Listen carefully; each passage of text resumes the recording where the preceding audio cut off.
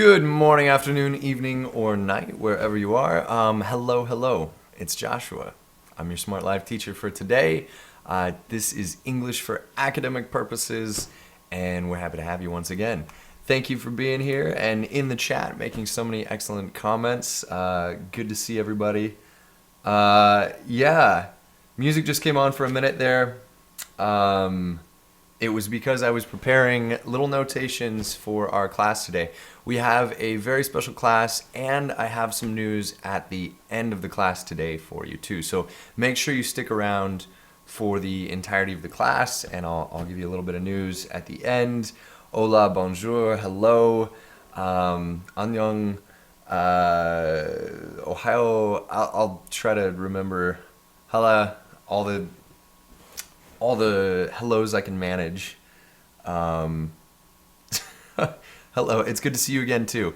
So Julian's changed his name. That's Sway. Everybody, welcome any new subscribers we have here or new visitors. Hiva, hey, Plexio, French Leo, Rosa, Sarbajit here. Yeah, Sarbajit. Hi, Bharat, Thrasha, Vinci. JB, we have lots of familiar, friendly faces in the chat today. How's everybody doing? Are you guys having a good day? Thank you for the compliment. I look great today. What's the matter? I love it. Abdul, hello. From Qatar, hi. World Cup, woo. Steve, Walid, Paula, hola, Zahira. Okay, Deary's here. So let's get started. We have a big lesson today. Lots of information for you. I think it will help clarify a lot of the questions we've been getting about writers. This is a requested class from Rosa, so thank you, Rosa, for your wonderful suggestion. This class is designed to explain different types of essays, different types of writing, and then we're going to have a strong dialogue in the chat, and we're going to talk together about the questions we have. So if you're watching this later, there's a beetle on my shirt. I think that's my button. I think that's what you're talking about. Oh, you're joking about the earlier class. Very funny, Julian. You guys are great. I'm so glad you show up every time to class, and it's so much fun meeting every week with you. Abdul, first time Abdul is here live. Welcome. Everybody say hi to Abdul. So if you're watching this later, I'm sorry that you didn't get a chance to ask questions live in the chat, but that's okay. You can always comment, or you can reach out to me on Facebook. Many of you are already friends with me on Facebook, but if you're not, you can add me, and we can be friends there, and we can chat and talk, or you can send me an email as well. So here, my summer is going well. I am having fun. I'm not sure if you're asking me or everybody in the chat, but Najat is saying, how's your summer? Are you having fun? You want the be verb there. Are you having fun? Not did you having fun, are you? With the ing, we need the be verb to create the continuous in English. Islam from Egypt, hello. Zahara, thank you for saying I look handsome. I appreciate that. That's very nice of you. Hanan, hi. Hi from Bangladesh.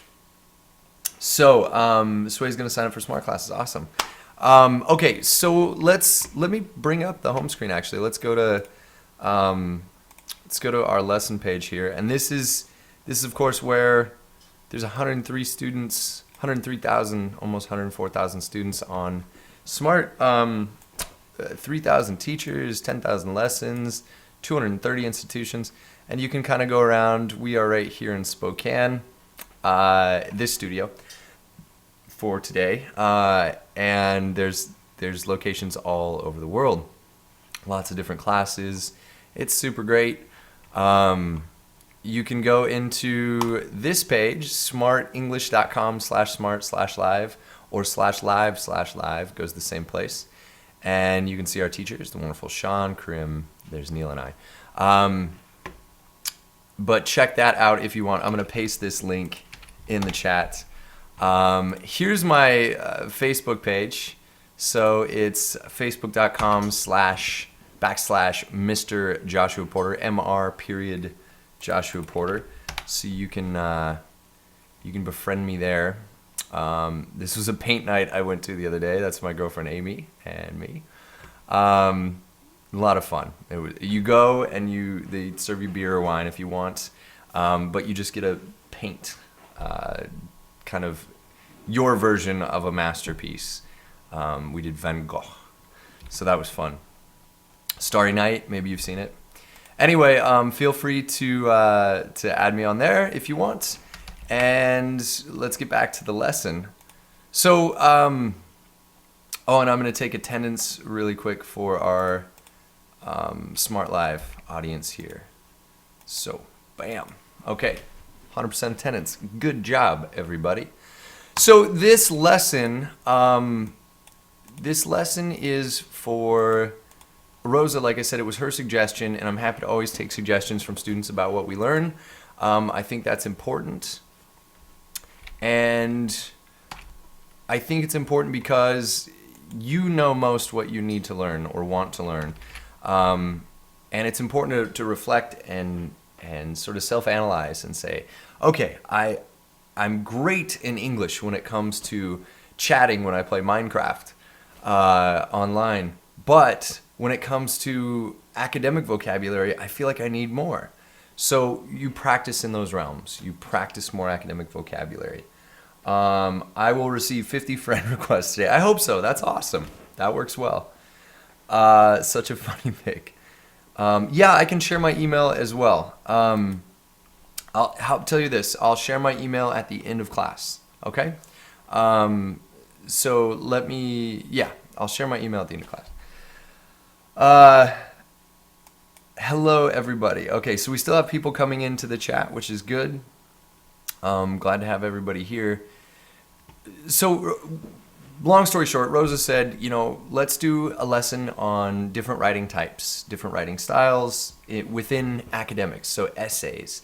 And I said, great idea. I get that question a lot from a lot of different students, and I think it's really important that that we talk about it and answer questions that you may have. So we'll look through some of the different lessons. I know this is English 140. This is academic English for academic purposes. But I'm also going to go through some of the writing in our earlier levels, English 130 and English 125, maybe even English 20 if we have time. Because there are essay topics in each of these. And in 140, we talk about academic writing specifically. So we'll talk about creating a general statement and a thesis statement. The thesis statement we'll talk about in this class too, because the thesis statement is the most important part, the quintessential part of any academic writing, any academic essay. We'll call them academic essays for convenience purposes, but you don't have to call them essays. There's different types of academic writing. Okay, you're saying that you always get different types of academic words.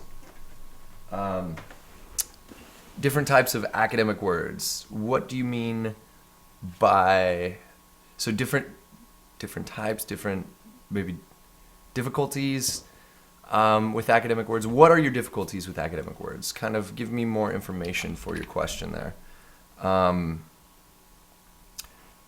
What do you feel is difficult about academic language? So that's a good starting place.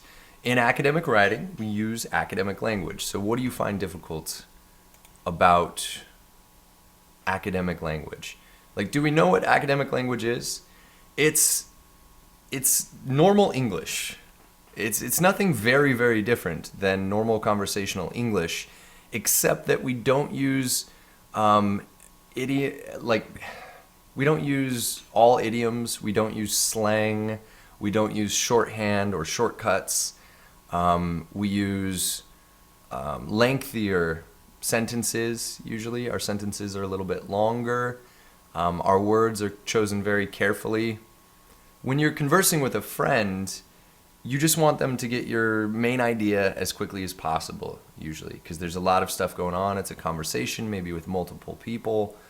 With academic writing, it's important to know that it's just regular English, slowed down, thought out, and chosen carefully. So slowed down, thought out, and chosen carefully. With academic writing, you don't just crank out an essay like you would a Facebook post or email or text message or whatever you do. It's more creating a piece of art. You slow down, you give yourself time, and you create. You make something with meaning and with purpose. And so that's the idea. So, a thesis statement is the problem or gap we are trying to solve, kind of. It's a good start. Julian asks, next class can we do reading? Maybe, yeah. Send me an email later and we'll talk about it. Sarbajit wants to do reading too. Okay, well, it looks like a lot of people want to do reading. Maybe we'll do that. For instance, the word barriers. The word barriers is a word that means blockade or something that inhibits your movement. So if I have a gate or a wall, it's a barrier. It's something that prevents me from movement, stops me from going somewhere. So barriers can be concrete. By concrete, I mean tangible, something you can... like if you're driving your car or riding a bicycle or something and a boulder, a big rock falls in your path, that's a very real, tangible, concrete barrier. It's something that you will run into. Barriers can be metaphorical obstacles too, or intangible things, abstract things. Like, for instance, language can be a barrier, right? If I travel to Egypt and I want to navigate around, I have to hope that someone speaks English, or I can find a translator or use a translation device, because I don't speak Arabic well. So that's a barrier for me. I have a language barrier trying to travel and navigate through a land where I don't speak the language well. So Omar's from Egypt. Well, Omar, maybe you can be my translator when I come to visit Egypt. And yeah, I would say Arabic is more difficult than English. Okay, so hi Omar in Egypt, good to have you. So that's just one example. Barrier can be a difficult word, but it is a good word that we would want to use in academic writing. So let's first talk about 4 different kinds of essays. And I'm going to use a couple different resources online here for you. And then we're going to look at essay prompts and guides within Smrt. But first, we're going to go to some notes here. I've created this document. I'll share this with all of our students at the end of class. So don't worry. You can take your own notes if it's helpful for you, but you don't have to. You don't have to take notes. If you're taking this class, I will share these notes, and then I could even post them in the description of this video. That way everybody can access this, even if you're watching it later.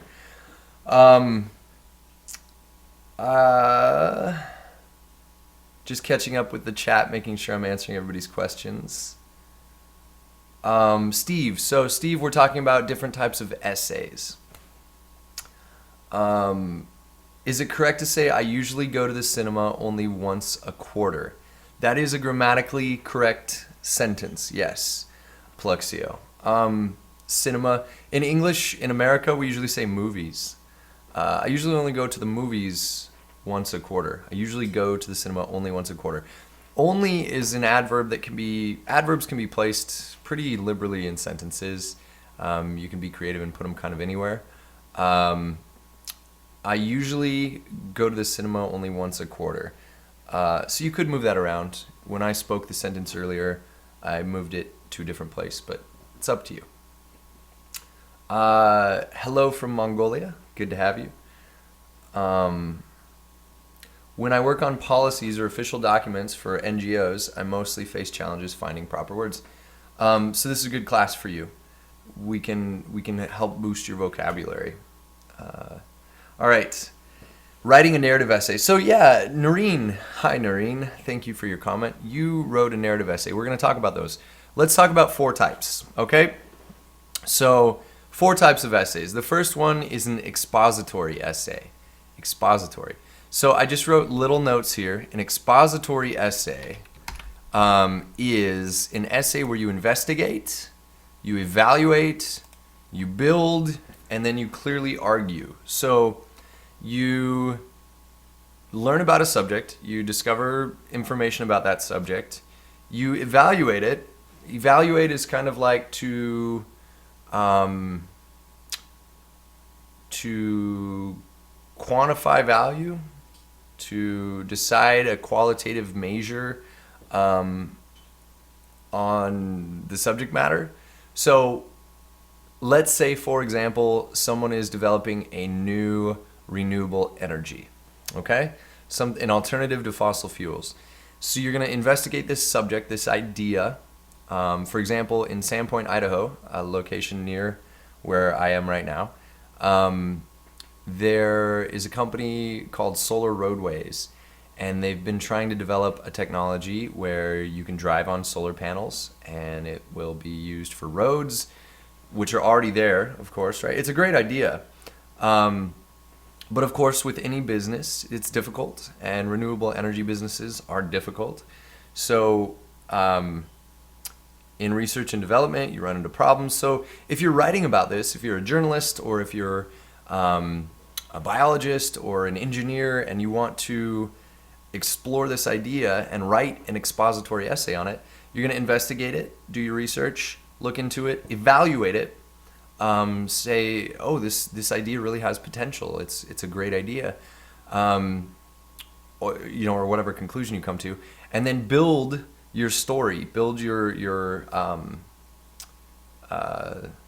composition, build what you want to say in your essay, and then you're going to clearly argue a point. And at its most basic form, you're going to say this is good or bad, and here's why. So you're explaining the benefits, the drawbacks, things like that. So examples of this kind of essay, an expository essay, are compare and contrast. I know you've probably come into compare and contrast. For whatever reason, it's one of academics' favorite essays to assign. Your teachers love assigning this for some reason. I don't know. It's the first one that comes to their mind, maybe because their teachers made them write compare and contrast essays again and again. It seems like every writing class I ever took, teachers are like, you're going to write a compare and contrast essay. And I'm thinking, oh, again? You're killing me, teacher. So I'm guessing maybe this is the same for you. Have you written a lot of compare and contrast essays? Going to questions in the chat. Expository essay is a descriptive essay, kind of. Descriptive essay is a little different. We're going to talk about that in a minute. We'll talk about thesis statement in a minute too. I'm going to make notes here on things we want to... we're going to talk about differences. We're going to talk about thesis. I'll come back to those. Asala says, build an essay is just like postulating theories or developing a new protocol for diagnosis of a particular disease. Great sentence, lots of academic words there. Is an expository essay the same as a discussion essay? No, not exactly. An expository essay is more informative than a discussion essay. It might be included in a discussion essay if your teacher assigns you expository essays and then afterwards your class gathers together and you hold a discussion, or maybe you write responses to each other's essays. Then it plays into that and becomes that. What is the difference between the two words deduced and derivation? Actually, these two words made frustrating. So, Walid, you don't want to say made frustrating. You want to say these two words frustrate me, or these two words are frustrating, or these two words cause frustration. So there's a few different ways to say that, but be careful with your grammar. So deduced and derivation. Derivation is a noun, T-I-O-N, shun, right? Derivation. It's a noun, so we want to use it like a noun in the sentence. Deduced is either a past tense verb or a past participle adjective. So in the sentence, I deduced that Sherlock Holmes was crazy. In that sentence, it's my verb. It's my past tense verb. Or you could say the deduced theory turned out to be true. The deduced theory turned out to be true. In that example sentence, deduced is a past participle adjective. So, adjective or verb and then noun. That's the difference between those two words grammatically. So, you can use them in sentences like that. Saint Ansenth. Saint Ansenth. Hello, teacher. I would like to hear whether it is necessary or not to use translation words when writing an academic essay. What do you mean by translation words? Try to not use translation. You can use translation when you're building your vocabulary to understand definitions, but you're never going to learn a language fully if you hinge on translation, if you rely on translation. So try to avoid translation. Unless that's your job. Maybe you're going into education to become a writer, to become a translator professionally. I only know the amazing work of Gabriel Garcia Marquez because of beautifully talented translators who translated 100 Years of Solitude from Spanish into English. Otherwise, unless I traveled to Colombia and learned Spanish or somewhere else and learned Spanish, I would not be able to appreciate its beauty. Let's see, what are the differences? Okay. Scientific manner has a lot of comparison essays. Yeah, sometimes. I deduce the meaning of the word by the context, for example. Yep, that's a good example sentence.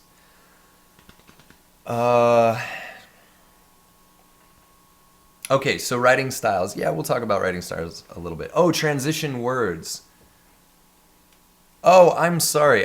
Translate. You said transitional words, and I may have even said that, but I was thinking translation. Transitional words. Yes, it is necessary in academic writing to use transition words or phrases. And here's some quick advice for you. So we'll call this part of the notes explanations, and then we'll have another section. Whoop. I don't know why. We'll explain these, and we will give advice here. So advice: do not use simple transition words or phrases in your academic writing. Example. I'm going to make this a little bit bigger for you. So you can see them. Not quite that big. Oh, there we go. So don't use transitional words or phrases in academic writing like first, second, third, firstly, first of all. First of all is a little bit better, but don't do that. It's my own preference. It's not wrong. I don't want to tell you it's wrong because you have the right to use them if you want, and it's not terrible. It's just boring. And just because it's academic writing doesn't mean it has to be boring. Deary and Rosa, thank you for keeping me on track. You guys are great.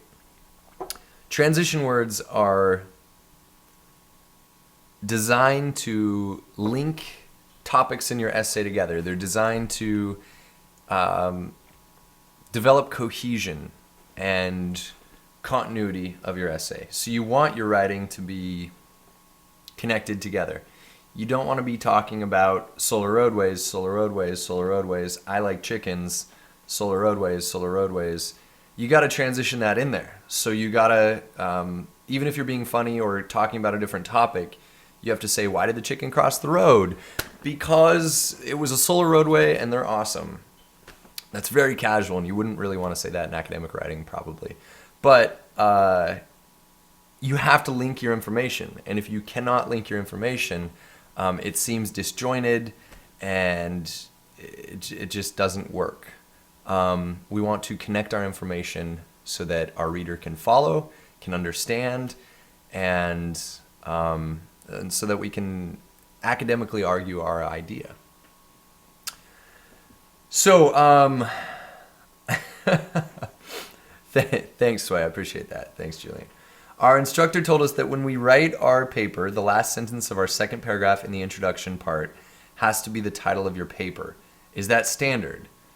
The last sentence in the second paragraph in introduction has to be the title of your paper. I'm not sure what your professor was going for. I've not heard that. It very well might be something that I just have not encountered. Maybe every great academic knows this and I don't. It's possible. Maybe that's something that people do. I've not encountered it. I've not heard of that.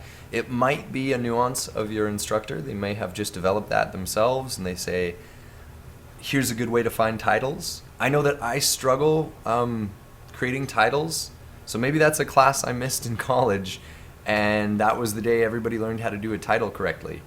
I don't want to say that that's not a thing, because it might be that I just have not encountered. I don't know everything. I don't know anything, really.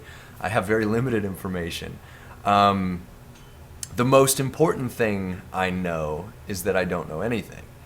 I think Plato said that about Socrates. Anyway, my point is, it sounds interesting. I want to know more about it, but I've not heard of that before. So maybe have your teacher email me or talk to me. I'd love to learn more about that. Can I use the word debate instead of the word discussion? It depends on the context. There are discussions that are not debates, but every good debate is an academic discussion. So you could be discussing something but not debating it. A debate is when there are two clear and opposing sides that are trying to convince the other side of their argument. So not exactly, depends on the context. What is entries in writing? Entries are usually excerpts or portions of writing that you do in a blog or in a journal or in a diary or some sort of collection of writing. So maybe you do creative writing, and every day your teacher has you free write for 10 minutes. Free writing is just to try to write whatever comes out of your brain for 5 minutes, 10 minutes, and don't stop. Keep writing no matter what. Not worrying about grammar or vocabulary or anything else. You can edit it later, but just trying to write. Free writing. So if I did free writing every day in my class, that would be an entry. One entry every day. It's possible to say secondly. Yeah, firstly, secondly. You can use those ordinal numbers adverbally. I just don't like them. I don't. They're boring, and there are so many better ways to make your point. Use prepositional phrases and use other writing techniques and modifiers to introduce ideas, to connect ideas, to transition ideas. You don't have to say first of all, second of all, third of all. It's played out. It's maybe effective in some circumstances, but there's I mean, even here in this example, I've listed 4 kinds of essays that we're going to talk about, but I'm not saying, firstly, we have to do expository essays. Secondly, we're going to talk about descriptive essays. Maybe I do say that, I don't know, but I probably say it only because everybody says it. And it's not new, it's not exciting, it's not anything but boring old listing of information. So be original. Just because you are doing academic research that is very, very professional does not mean you cannot be creative a little bit and make your essays interesting. Your teachers, your professors, they're going to be reading lots of essays. If you write an essay, don't forget that your professor is probably reading 10 essays or 20 or 50 or 200 essays in some classes. So do you think you're the only student that's going to say, firstly, secondly? No, like 100 other students are going to do that. So you want your essay to stand out in a good way. You want it to be entertaining to read. You want your professor to have read 50 essays earlier and then get to yours and go, whoa, this is different. I want to keep reading this. That's the idea. Okay. So, hi, Melinda's here, showing up, and glad you're here. Okay, so we have to, how to avoid being off topic. I'm not very good at that because I keep getting off topic. Let's go through the 4 essays. Expository essay is that, where you investigate, you build an idea. Descriptive essays. So earlier someone had asked about a descriptive essay. This is, of course, when you describe something. I know that sounds silly, but descriptive essay, you describe something. Yes, of course, right? But think about it in terms of describing something to someone who has not necessarily never experienced the thing you're describing, but you want to describe this thing in a way that anyone can understand it. And you're not just describing the thing. So, for example, I'm describing a coffee cup, right? This is a coffee cup. It's black. It has a handle. It has the NASA logo on it and some a rocket ship and stars inside. You can't really see. That's one way to describe this cup. That's a surface level description that anybody could appreciate or understand. It's like, okay, I can picture that coffee cup. Because you're just reading it, right? You don't have a photo, you don't have anything else except the words to describe this cup. But another kind of description is, this cup has traveled a lot because I purchased it at Cape Canaveral when I toured some of the NASA facilities and met an astronaut when I was 12 years old. And to this day, when I study space material and aeronautics and things like that, I drink coffee out of this cup because it reminds me of this thing. There's more to it, right? I'm describing not just the cup now, but I'm describing an experience. I'm describing the place. What was Cape Canaveral like? It was hot. It was sunny. It was, you're describing everything about it, right? And you could take a lot of different angles. You could describe the material that this is made out of. You could describe the glaze, the paint that goes on the cup. But you have to have a purpose. I went a lot of different directions like that, or back there with that description. But you could describe it through different lenses. Okay, I wrote the word lens here. Create a written lens and an experience. So you're creating an experience for your reader, and you are describing something through your lens, your vision of this thing. So if it's the coffee cup, what part of that do you want to describe? Do you want to describe its purpose, carrying coffee around? Do you want to describe its the contents of it, the coffee? Or do you want to describe the contents of the structure itself? Like, what is it made out of? Or do you want to describe how it was acquired? Do you want to describe where it was made? There's a lot of different things to focus in on, but have a purpose. What is your purpose? And that's going to tie in with your thesis that we'll talk about later. So you want to, this is a good essay, descriptive essay for creative writers. Someone that can make an image in someone's mind, produce a vision of what they are thinking and feeling just through words. Okay.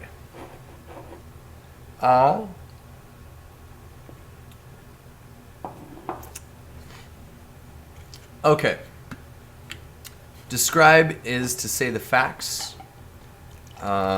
What are they like in a real environment? And a narrative is to include your opinion or guess. Kind of. We'll talk about a narrative essay here. Tale, hi. Lenses, views, or visions, right? So, Kritaya, no, a lens is a perspective, or I guess view, yeah. Your interpretation, your perspective, your vision, your viewpoint about a topic. So, if French Leo and I are on a debate team and the topic is climate change, and of course French Leo hates climate change. He wants lots of factories to produce smoke and pollution, and he wants to pour oil in the ocean because he doesn't care, right? And I'm like, no, that's a bad idea. I'm messing around with French Leo. I'm just kidding, bud. I know you're all about saving the environment too. You guys over in France are doing things right. So we would be arguing that point, right? So my lens, my viewpoint would be to save the environment. French Leo, his lens, yeah, see, he's in the chat. I like pollution. His lens, he works for a big company and wants to make a lot of money, and so he doesn't care about the environment, right? So his lens is a financial lens. It's a viewpoint where he's like, hey, it's more important that I fill my bank account than we keep our oceans clean. JB, jeez. Oh, you guys are funny. All right. Lens is like a spotlight. Lens is just a word that means my perspective. My perspective. So in that example, my lens is of an environmentalist. French Leo's lens is of a corrupt business owner that hates the environment. We should all love the environment, by the way. And French Leo's just joking. I'm pretty sure French Leo's cool with the environment. When we describe something, that's the word we usually use. Yep, that'd be good too, French Leo. Okay, what would be great? I missed your earlier comment. Let me go back. Let's see. Nice to join your session. Oh, it's your first time here. Welcome. And can I share my email to all students? Yeah, sure. Let me type, it's joshua.live@smartenglish.com. There we go. It's in the chat. So we've talked about descriptive essays. Another kind of essay is a narrative essay. A narrative essay. So this is like telling a story. So French Leo would be great at narrative essays. They're anecdotal, they're personal, it's a memoir. It's something from your life. It's a story from your life. Now, this can be creative. It could be humorous. You know, you can make it funny. It's a good way to engage your reader, to make it interesting to your reader. Examples with the instructions. I can try to come up with examples, maybe like outlines of each one if we have time. But I'll show you a couple links to places where you can find example essays also. So these are creative and they're often emotional. So narrative, think about the stories in life that you tell. They're generally emotional in nature, right? So your experience with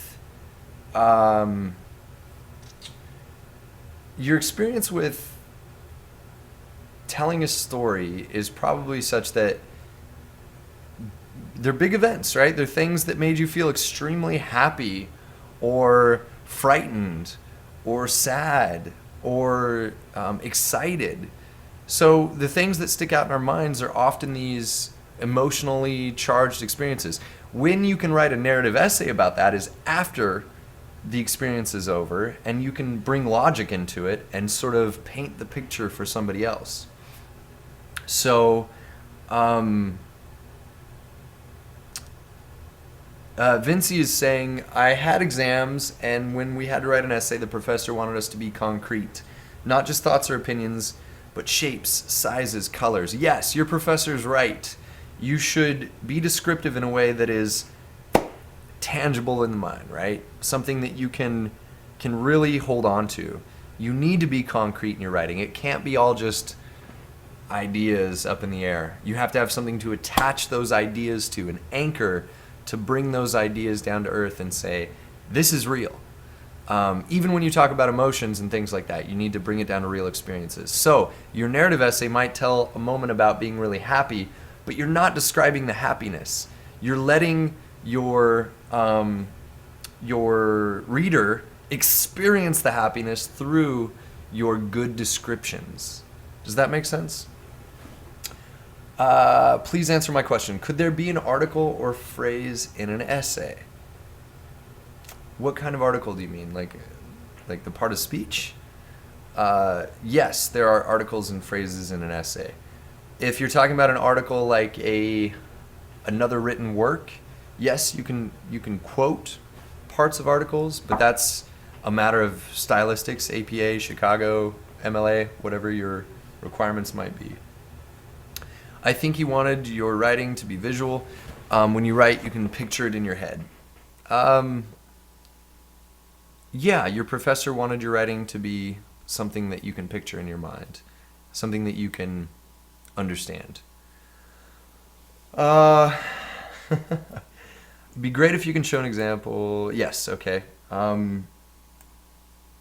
Narratives are not necessarily true or reliable because they're based on personal accounts. Asala's right. Yeah.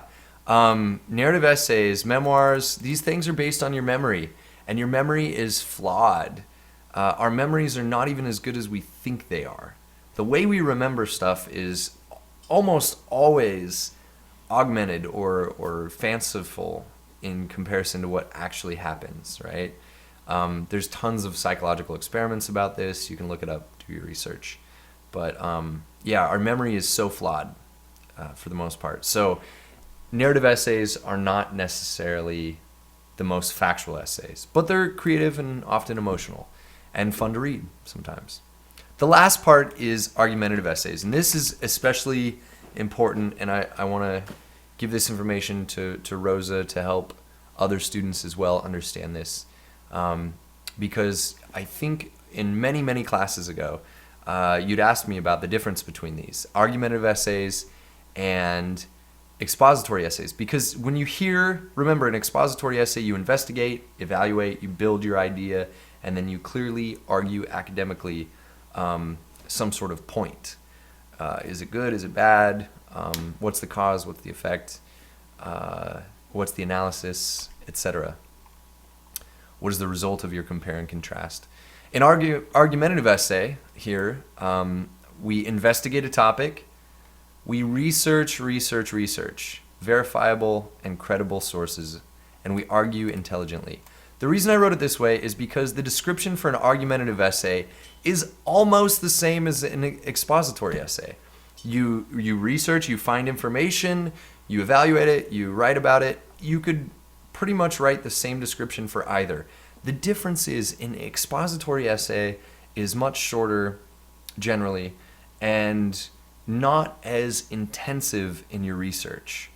An argumentative essay, if an academic, a professor or teacher assigns you an argumentative essay, and they may use this word and this phrase and mean an expository essay, but a true argumentative essay is really intense for your research, your forming your argument, and defending your thesis. So you are supporting an idea, your thesis, by researching everything, researching facts, from verifiable and credible sources, scientific facts, statistics, things like that, to support your argument. And then you want to even research a counter-argument. You want to research how someone could tear apart your essay and say, no, no, no, no, this is not correct, and here's why. So you do enough research where you're arguing your idea and you're preparing to answer questions from someone who's arguing against your idea. So it's kind of like preparing for a debate. So, Judith, that's okay. Good to have you. Welcome to class.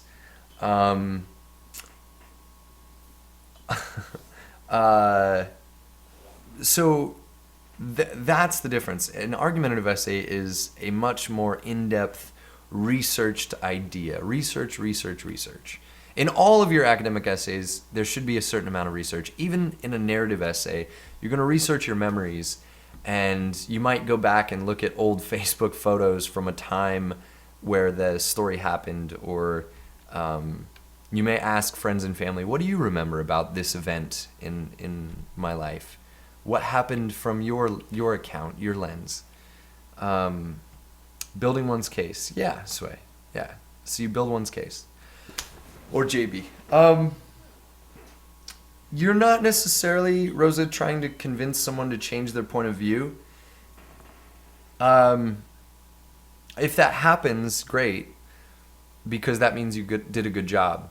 You are trying to create a compelling argument, a compelling statement or thought, idea, question, call to action, whatever it may be, to the point where someone feels that they can't really argue against it.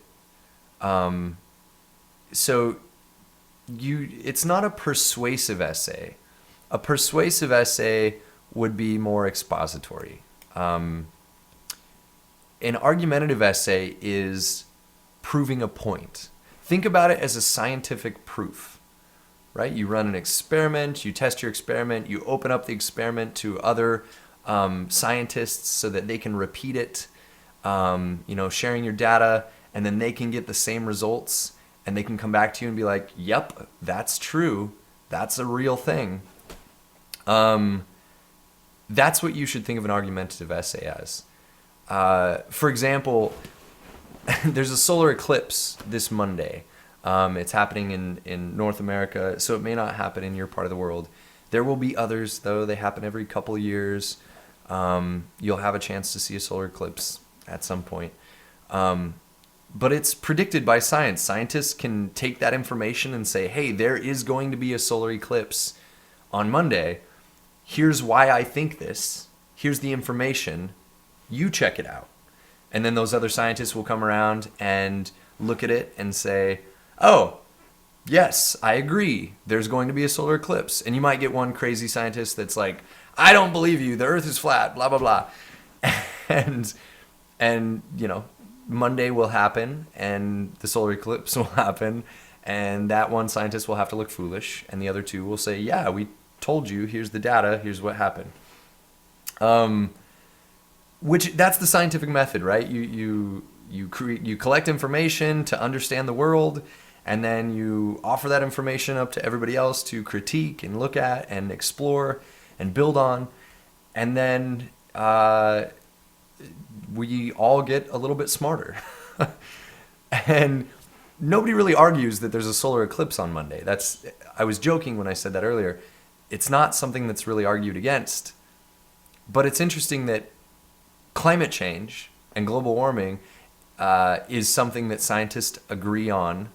Good scientists, true scientists, intelligent scientists agree on. Everybody says, yes, this is real, this is happening. Yet there's these loud, unintelligent people who are arguing against it. But nobody argues against the solar eclipse. And I would venture to guess it's the same scientists. You go out to every scientist that says, yes, there's going to be a solar eclipse, and that same scientist will also say, yes, climate change is happening and we need to do something about it. So that's my little rant about that. But that's an argumentative essay. It's the scientific method. It's proving your point. So a good argument, French Leo says, needs a strong reference, like Einstein, if you want to convince someone that time doesn't exist without space. Yeah, I mean, a good, credible reference, that's the ethos of your argument.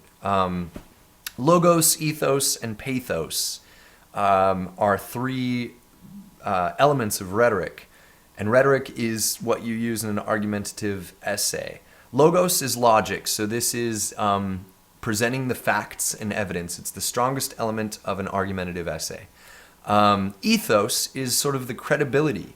The references that you use are from good sources that are reliable, trustworthy, proven, and can be critiqued and supported. Like if you can present something and say, yeah, go ahead, try to argue it against it. Try to prove that this isn't the case. And someone can, try, and can't prove it wrong. There's something there, right? So, and then pathos is the emotional part. So that's using creative language to tie in the why. Why is it important? Why should we care? This is the part where you get people to be passionate about your idea as well, to sort of fall in love with your idea. So there's a bit of romanticism there in pathos, but it's nothing without the logos. That's the backbone, the key to your essay. That logic.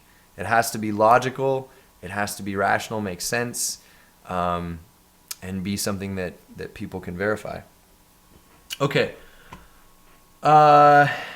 Okay, let's see. Columbus had proof and he's wrong and everybody's happy. Yeah, Columbus is an idiot.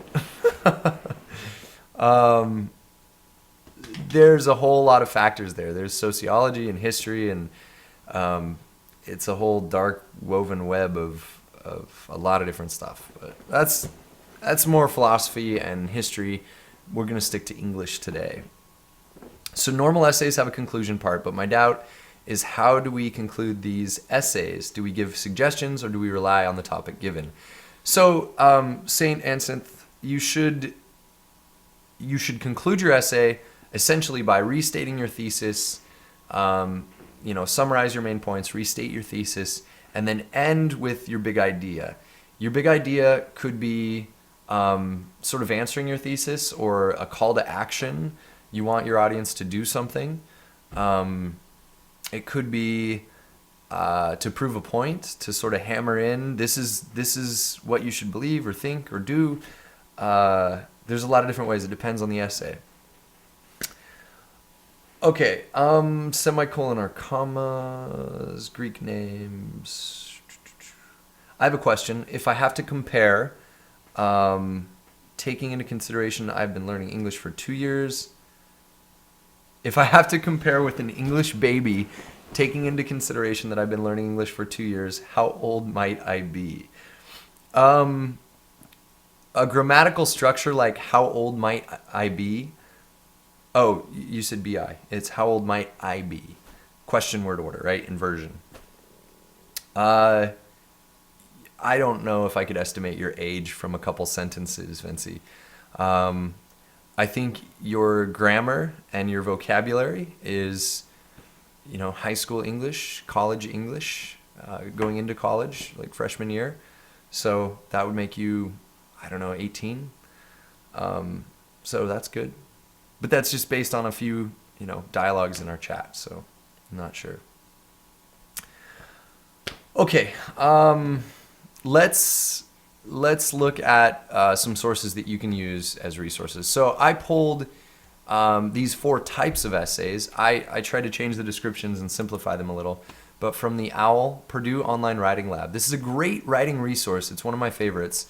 I'm going to copy this link into our notes. So here's a resource for you. And someone was asking about essay examples. There are essay examples here. There's expository, descriptive, narrative, and argumentative, the 4 essays we talked about today. This goes into more detail about each type of essay. So the link will bring you to this page, the link that I'm going to share with you. So you just go here, brings you to this page, And then here you can go through each of the different types of essays. Expository, all of them. So expository is right here, clear, concise, clear and logical. And it talks more about each element. It also talks about the 5-paragraph essay. 5-paragraph essay is something you'll hear writing instructors talk about. It basically starts with introduction and then, body paragraph, body paragraph, body paragraph, all three of which are support for your thesis, and your conclusion, which, as I said before, is your restatement, your summary of your information, restatement of your thesis, and then maybe a call to action.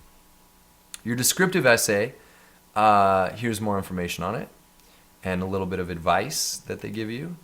Narrative essay, and some of your some advice, and then an argumentative essay. And this has a lot more information because remember, your argumentative essay is your longer, more researched, in-depth essay. So if you are a freshman, first year of college is what we say, freshman in college, and your 101, English 101 professor asks you to write an argumentative essay,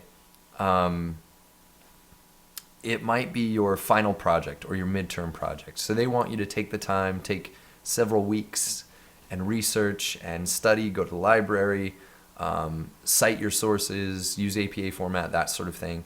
That's an argumentative essay.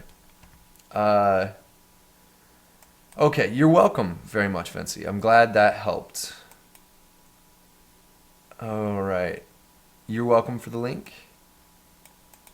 Okay. So that's the basics of it. There's a lot of information on here. Let's see if Purdue has essay examples.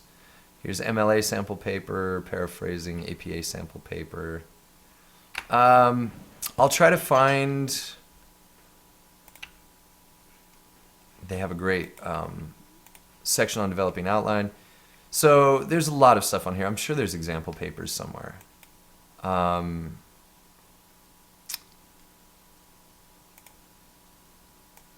Yeah, there's several examples in here. I would just explore this site. Check it out. It's a great free resource that is available to you online. So check that out. The link will be in our notes. So a thesis is the most important part of your essay. It is your purpose for writing and the information, the main information you want to convey to your reader. What I like to tell my students about a thesis is, imagine that you are alone on an island, you're trapped there, and you have cell service, but only one bar, and you know that only one text message is going to go through because your battery is going to die, and that's it. That's the last message you get to send anyone ever. You're going to think about your audience, right? You're going to think, who am I going to send this to? Whoever has a plane or a boat that can save you, right? And then you're going to think, what is the most important information I need to say? What is the key element that this person needs to know? Who's my audience? Who's going to come save me? And what do they need to know? Probably your location, what's going on, and what you need, right? Help, I'm trapped on an island, located here. Save me. Something like that. Think of your thesis in that way. What is the most important information? And then build around that. And sometimes I tell writers, early writers who are learning thesis and learning how to do this, start writing your essay even if you don't know what your thesis is. And as you write your essay, you might discover your thesis halfway through. And you can always go back and rewrite. You can make changes. Don't be afraid to cut apart your own work and delete it and cross it out and change it and move it around. Because sometimes that's the process. Sometimes writing doesn't happen in a numbered order. It doesn't happen like you want it to happen or like you're told it should happen. It happens differently. So be sure to not fear the process. Create your own process. But your thesis is the most important part of any essay. It's the point you're making, the point you want to communicate. Okay, what about when they write a statement and they say discuss? That's just, they could say the word discuss, they could say the word write, they could say the word go. They just want you to develop the idea. They use the word discuss in prompts like that because they want you to explore the idea, to truly think about it in many different ways and write about those thoughts and ideas. So that's what someone means when they say discuss. But you could easily say climate change, discuss. Climate change, go, write, explore. Think of it as the word explore. Explore the idea. I wonder how long an essay can be. An essay can be 5 paragraphs, or an essay can be 500 pages. There are all kinds of lengths of essay. Natasha's in the 7th grade. In the 7th grade this school year, I hope we don't have to write as many essays as in 6th grade. I'll refer back to this video. Yeah, this video will be here for hopefully a long time, and you can always come back. All right, thesis is used in final academics. That's okay, Natasha. You're a good writer. Good job. For 6th grade, doing awesome. Asala, the statement or statement of need is answering why I should conduct this research. Yeah. It doesn't happen structurally. Not always, JB. El Salvador. Okay. So it doesn't look like there's any new questions in the chat there. I'll share this. I'll try to share it in the description of the video. We are done with class for today, and I have news for everybody. So we're making structural changes to the way the studios are. Right now, there are 2 studios that are producing these classes. We are here in Spokane, Neil and I, and then Karim and Sean are up in Vancouver. And so you'll see a few changes. And Neil and I are no longer going to be broadcasting at this studio. Decisions have been made to scale back the Smart Live classes, and so it will only be in Vancouver, Canada right now with your Canadian teachers. So if you have questions, you can direct them to the Smrt team. Zach, his email, I'll put it in the chat here, and I'll put it in the notes. smartenglish.com. You can reach out to him, but next week's classes with Neil and I are going to be Neil and I's last classes. So Neil's last class is next Wednesday, and my last class is going to be next Thursday, at least for now. Who knows what will happen in the future? We might come back.